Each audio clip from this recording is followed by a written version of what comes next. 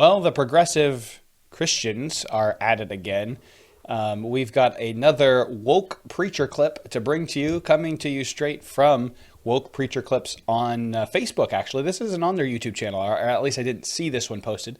But that great resource, you can check out Woke Preacher Clips on YouTube and on Facebook. They post and just expose how progressive Christian churches are teaching things that are against the Bible. We're going to actually dive into it. Woke Preacher Clips puts it out there, and we usually take one or two, sometimes three or four of these in a month, and we'll go through them and just break them down and show just how bad they are. They might not be as apparently bad as they really are. In this clip, we're going to see Mira, a lady named Mira Sawlani Joyner, at Grace Point Church in Nashville, Tennessee. They call themselves a progressive Christian church. That's their description of themselves on YouTube, is a progressive Christian church in Nashville, Tennessee. And that's not just progressive Christianity, but it's progressive even in their politics. And she's going to claim that Jesus was taught by a Syrophoenician woman. You can read about it in Mark 7. And that in this instance, that this woman, this Gentile woman, came and taught Jesus something that he needed to learn, and that he needed to learn and grow in. And it was all about systems of oppression that Jesus needed to stand against. And she changed Jesus's ministry to then turn and be against systems of oppression. So here's the question we're going to ask, and we're going to let her make her case, and then we're going to destroy it. We're going to allow this question to be asked on the show today. And that is, did Jesus change his ministry because a woman came and convinced him that the systems of oppression needed to be opposed, and Jesus then became a social justice warrior of his day? By the way, this is Justin Barnes. I'm Pastor Josh Barnes, and this is the show where we're unashamed to look at political, social, cultural, and theological issues, all from a biblical worldview. We do that because Jesus died on the cross and he rose from the dead. And he said the Bible's true. If the Bible is true, we can't be right about issues if we disagree with the Bible. Let me just tell you, Miss Joyner is disagreeing with the Bible, even though she's using the Bible to disagree with the Bible, or claiming to be using the Bible. Justin, you just saw the video. You hadn't really spent a whole lot of time thinking about it initially because I just kind of showed it to you right before we started here. What were your initial thoughts before we dive in? My initial thoughts are, boy, do people get in trouble, especially the woke crowd, when someone who actually has just a basic level of Greek knowledge can fact check them on what their Greek claims are. And also, even someone without Greek knowledge looks at parallel texts and goes, oh, look, what you're saying makes no sense. But we'll get into all of that here in just a minute. All right, let's roll the clip. And it's 3 minutes long, so I don't want to play the whole clip and then talk about it. We'll play a bit of it, and then if we need to rewind, but we're going to try to piece through each one. Here's the opening part here of her argument. Syrophoenician woman in this passage challenges Jesus' binary conception of who deserves to experience God's goodness and when. What she says to Jesus might have completely changed the trajectory of his ministry. And I know that sounds wild. You see, What she said to him revealed a scarcity mentality in his ministry, where God's goodness, God's blessings, God's gifts were limited. She challenged this scarcity mentality and clapped back at Jesus, saying, even dogs need to eat. Okay, we're going to pause right there. I want to present to you the story here, the true story, as we see it in Mark chapter 7. It says Jesus goes to the borders of Tyre in verse 24 and Sidon, and it says, verse 25, a certain woman whose daughter had an unclean spirit, she was possessed with a demon, heard of him and came and fell at his feet. The woman was a Greek, a Syrophoenician by nation, and she besought him that he would cast forth the devil out of her daughter. But Jesus said unto her, let the children first be filled, for it is not meet to take the children's bread and to cast it unto dogs. Jesus calls her, as a Syrophoenician, not a Jew, a dog. And verse 28, and she answered and said unto him, yes, Lord, yet the dogs under the table eat of the children's crumbs. And he said unto her, For this saying, go thy way, the devil is gone out of thy daughter. And when she was come to her house, she found the devil gone out, and her daughter laid upon the bed. Now, if you're saying, that doesn't sound like there's some sort of change in Jesus' ministry, then you would just be seeing what's obviously said in the text. Now, it is true that in Matthew, where the same story is recorded, he says in verse 27 of Matthew 15, he says, And she said, Truth, Lord, yet the dogs eat of the crumbs which fall from the master's tables. And verse 28, Then Jesus answered and said unto her, O woman, great is thy faith, be it unto thee even as thou wilt. So again, you still don't have a Jesus saying, this is the greatest faith I've ever seen, or anything like that. He just said, your faith is great. Because of what you said, your daughter's healed. He doesn't repent. He doesn't change his mind. He doesn't say, oh my goodness, I've got to change my whole ministry. And can we just stop for a second and say that if Jesus had to be taught by any human how his ministry ought to operate, then he's not God. That this is a challenge, what she's saying here, even though she's trying to say, yeah, I know this sounds crazy, but just hear me out. She's really posing an argument against the deity of Christ, that Christ was not a perfect man. He was a flawed man who needed to be corrected by a non-Jewish, non-believer in the true God. He needed to be corrected by her, rather than him being, in this instance, actually being the one who's correcting her. She's saying that no, she was correcting him. Yeah, and this is the same text. If you remember, probably a year and a half ago or so, Brandon Robertson went to this same text to say Jesus repented of his racism. Yeah. People really go way beyond this text and abuse it. And like you pointed out, reading into the text things that it never says. Please show me in the text where it says, and Jesus repented, or in Jesus was cut to the heart, or in Jesus realized the error of his ways, or anything like that. Show me. Oh, wait. You're not going to find it. It's not there, because that's not the point of the text. And the claims she's going to make in this video as to what the text says and how we know that she's right are going to be on their face, completely absurd. And we'll see that in just a second. Yeah. So we'll continue on with it.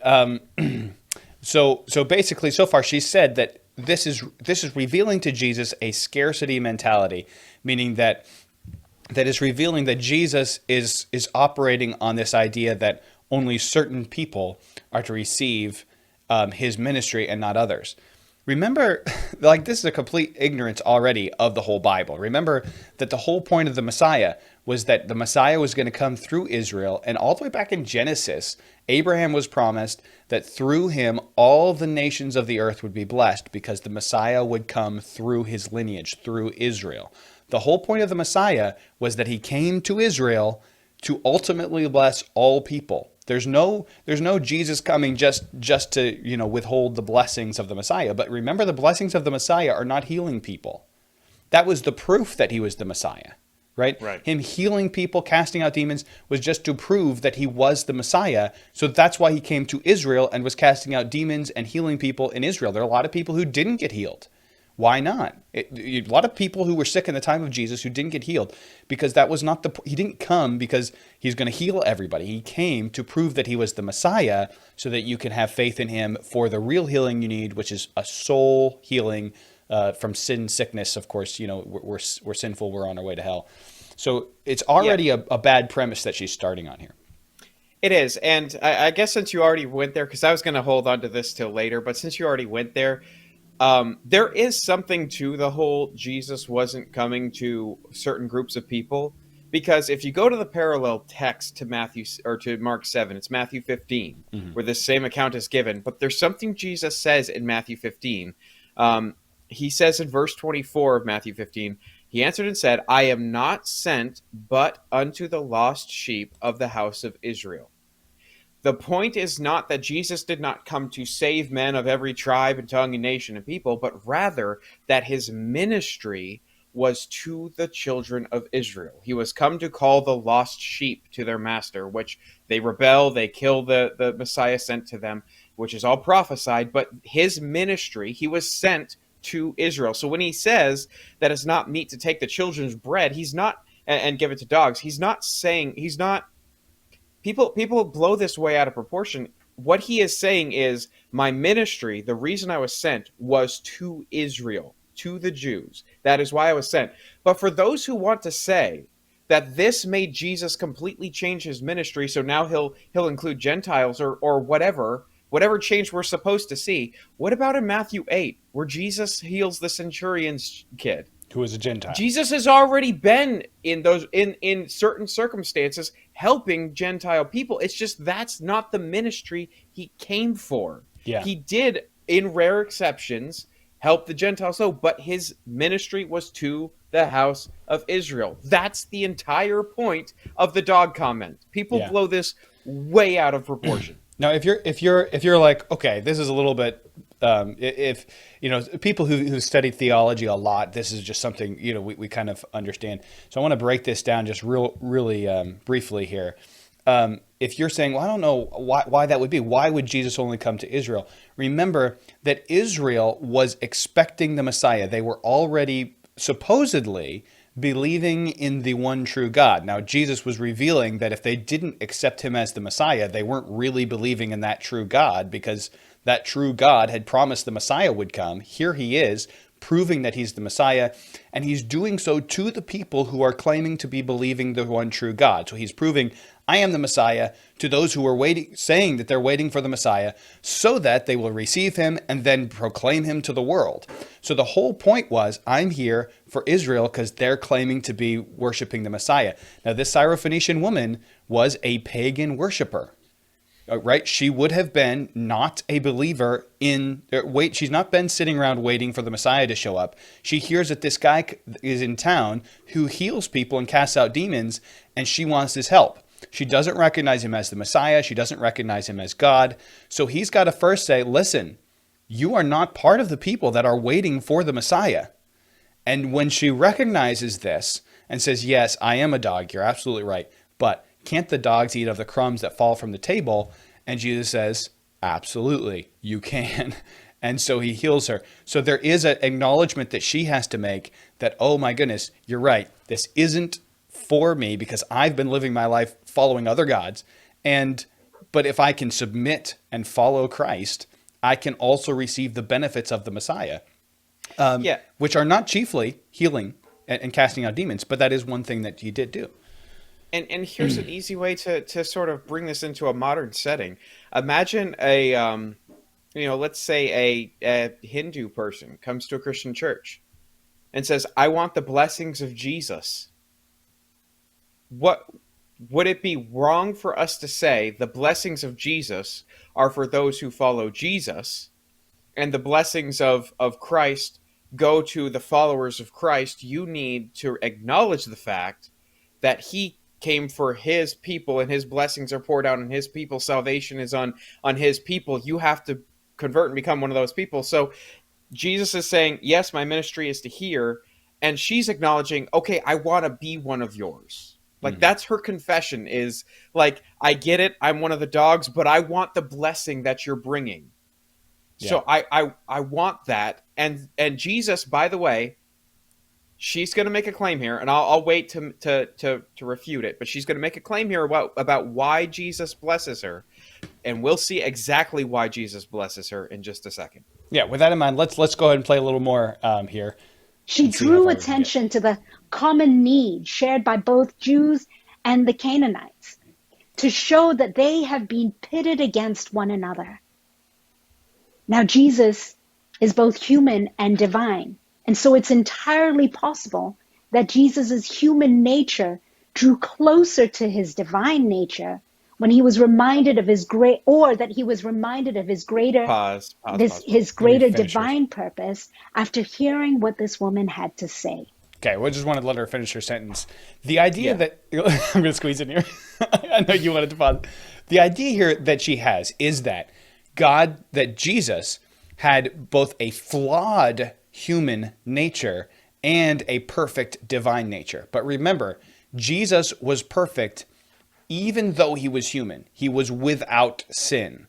So yes, he was human, but he was also without sin.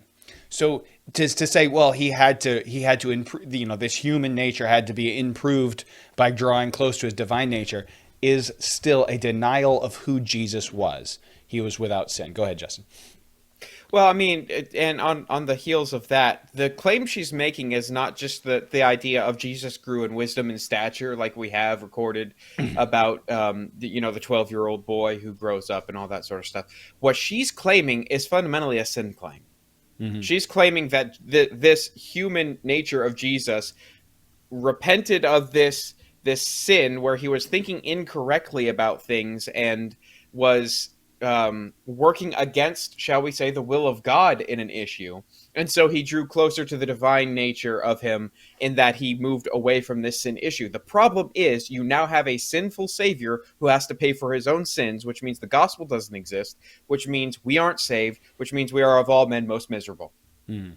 What she is, if you're consistent with theology, what she is saying right here destroys all of Christian theology. Yeah. There's your choice. The idea that Jesus would have to grow in his understanding of how his ministry should go in the middle of his ministry is just nonsense. Jesus did grow as a boy, right?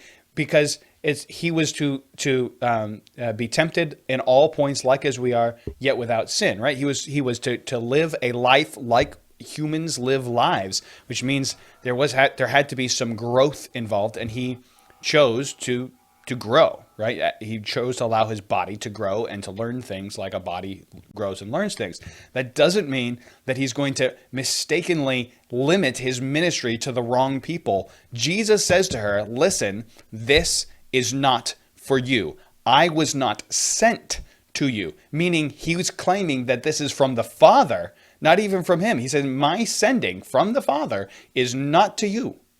So this isn't even a Jesus thing. This is Jesus claiming the sending from the Father thing. And she's saying, well, no, it's wrong. This just seems mean, so we're just going to assume it is mean and say that Jesus was wrong. Instead of saying, well, maybe I'm misunderstanding what's going on here. Yeah. And again, she's fundamentally accusing Jesus here of some sort of internal prejudice based on a societal construct rather than seeing people as God sees people. That's what she's accusing Jesus of here. So we are dealing with a sin issue. At the heart of it, she is accusing the human Jesus of sinning. Which, there's your problem right there. We know is not true. And that's... I think that's, what is that, Ephesians? Anyway, there's multiple verses that tell us that Jesus we could go to sin. plenty of places. Yeah, plenty of places for that. We know this because of his response to her. Mm-hmm. Jesus' response to the woman was, I did wrong. I sinned, right? That must be what his response is, because she says, in that response, we know that he sinned and made a mistake. Because of your answer, go. Your daughter has been healed. So where is there an admission that he was wrong there? Where is that admission? I mean, yeah, he said no before, and then he says yes because of her word, but he doesn't say I was wrong. And another translation, Jesus says, good answer, go on home. And many pastors have preached that Jesus was only testing the Syrophoenician woman, which is a whole other problem. Why do you need to be tested before you get given the help that you need? First of all, like that right there, she says, oh, some pastors have said that he was only testing the Syrophoenician woman. Well, that's a whole problem right there, that you would need to be tested before you receive the help that you need. First of all, listen, what the help that people need is salvation from their sins. Jesus came to die to offer salvation to people for their sins. And then he says, hold on, you don't get it unless you have faith and repentance. So, that's a whole issue right there, that Jesus would require faith and repentance before he gives us the help that we need. No, that's how he chooses to do it, and it's the righteous way for him to do so. So don't tell Jesus he's wrong. This is Miss Joyner telling Jesus you're wrong. That's not the way to do it. Miss Joyner, no, I'm sorry. If you disagree with Jesus, you're wrong, not Jesus. Justin, you were cracking up about something. What? I'm dying to know. Because I was like, I wonder, she said there's another translation that renders this as good answer, go home. Was it the message? she's actually wrong. There's not a translation. There is a paraphrase that's called a translation, called the New Living Translation. Oh, really? That says, "Good answer," he said. "Now go home." That's, folks, what you need to understand. That is not a translation. That is not like, here's what the Greek says, and here's a rendering of that in English. That is somebody looking at the Greek and saying, here's my take on how I would phrase this so that you could get the gist of what's going on here. Basically, someone's doing a whole heaping of they're doing translation, then they're doing interpretation. Yeah, they're doing translation and interpretation, and then giving you their interpretation of what's being said. That's not a translation anymore. So what she should say is someone's interpretation is that Jesus said, "Go home." You can't because Jesus doesn't say, or "Good answer." You can't base doctrine, especially doctrine about Jesus making a mistake, on a paraphrase rather than actually basing it on the words in the text. So and Josh, that's ridiculous. Josh, any first year Bible college student who's taken New Testament survey knows a distinction between the book of Matthew and the book of Mark. What is the book of Mark known for? What's its notable factor? The sandwich, the Markan sandwich. Well, you have also, the Markan sandwich is a little bit more advanced, but what's the basic thing about Mark? It's condensed. Very condensed. Very fast. His favorite word is and they did this, and they did that, and he keeps the pace moving. He doesn't have all the filler that a lot of other places have. Well, Matthew also has a version of this story. And he gives us a little bit more of what Jesus says in Matthew 15. He says, when we pick up where the Phoenician woman is saying, she said, truth, Lord, yet the dogs eat of the crumbs which fall from their master's table. Then Jesus answered and said unto her, O woman, great is thy faith. Be it unto thee even as thou wilt. And her daughter was made whole from the very hour. So I want to make it very clear. In Mark 7, when Jesus says, for this saying, go thy way. Why is Jesus commending the saying? Well, according to Matthew, it's because the saying is conveying the faith that she is showing in Christ. In other words, Jesus apparently did make this statement to say, no, my ministry is to the Jews, not to the Gentiles, in order to provoke a response of faith from her, because what's on the inside ought to manifest on the outside. So the statement she makes is about Jesus getting a response of faith from her and then blessing her accordingly. Yeah, absolutely. I wonder if that's what this woman believes. Knocking it out of the park there. When he says because of your faith, he's saying it's not because your words changed my mind, but because your words demonstrated your faith. And now, because of faith, I can do it. I don't believe that's what was going on here. Because the word that Jesus used here is the word logos, which means word. Can you pause? So he said, because of your word. Hang on, just a minute. I can't just pause like that, okay? There's more buttons I have to click. It is just this is one way this is something, if you haven't taken any Greek, it's a little bit hard to spot. But here's one thing that anyone who's taken any Greek can pick up really easily, someone who has no training in Greek. Because the word logos uses the same vowel for both O sounds. So, logos is either logos or logos. It's not logos or logos. It's one or the other. You have to have, it's logos. It's not, so people who've taken Greek, I'm pointing this out just so people understand. When she pronounces it that way, it's because she's been given a talking point about Greek, not because she knows anything about Greek. Mm-hmm. Don't buy what this woman's saying. But the interesting thing, she says, logos means word, statement, wisdom, or divine utterance. Which I don't know if that's the perfect interpretation, but it's not all of those things, right? Right. Right. It could be talking about a divine utterance. It could be talking about just a word that someone said, and she's going to say, well, no, because it could be divine utterance, it has to be divine utterance. So she is now giving a divine utterance, though she's not divine. Right? And for anyone who knows Greek knows logos, which is how you would pronounce it classically, logos, has a humongous semantic domain, which means it could mean a billion different things. The word is used very broadly. So for her to say divine utterance, that is narrowing in on a very, very tiny subset of the meaning of the word. Really, what is very obvious about the usage here is it just means because of what you said. Because of what Just you said. the statement that came out of your mouth, the word. Now, That's it. you guys who are watching, listen to how because she is going to present that this Syrophoenician was giving a divine utterance, even though she starts by admitting that logos just means word. Because of your statement, because of your wisdom, because of your divine utterance. He said, because you preach truth, go home and see that your daughter is healed. See, that is not what he said. He said, because of your statement that revealed your faith, we saw that in Matthew, now your daughter's healed. What she said was so much more than just clapping back. She preached divine wisdom to How him. blasphemous is it to claim someone's clapping back against Jesus? And Jesus is saying, yeah, that's good. It's good to resist. Yeah, someone clapped back. What I'm saying. Someone mouthed off to Jesus, and it changed Jesus' whole ministry. Is that really your view of God? You have a terrible theology. Real quick, I want to squeeze this in. She's going to pull this around to social justice warrior stuff. Here we go. The woman's clapback was divine wisdom and reminded Jesus of who the enemy was here, who the bad guy was here, and that it wasn't her, the Canaanite, who has been perceived as impure and unclean, but rather the real enemy here is the systems that have oppressed her as a woman. Now, we're just going to stop there because the rest is just her talking about systems. Where the heck is that in the text? That is not in the text.